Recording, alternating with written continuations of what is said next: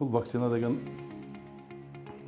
буга чейин дагы вакцина эң жакшы нерсе.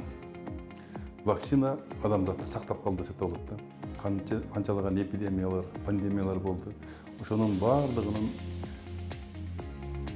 эң негизгиси ушу вакцинаны ойлоп таап, вакцина чыгаргандан кийин адамзат сакталып калды да.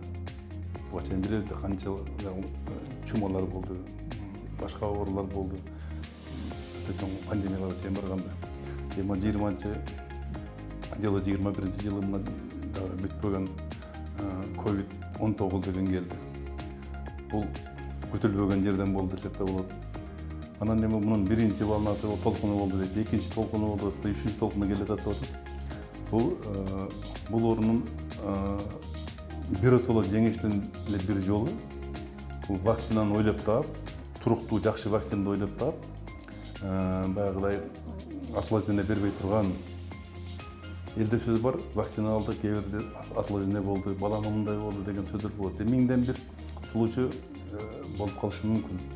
Бирок вакцина адамды сактап калат нерсе да. Ал организмде иммунитетти биротоло пайда кылып, башка да ошондой оорулар келеби, башка толкуну келеби, ошондон сактай турган нерсе бир гана вакцина. Вакцина бул ишеничтүү нерсе да. Андан коркуп осложнение болот экен десе, отура беребиз.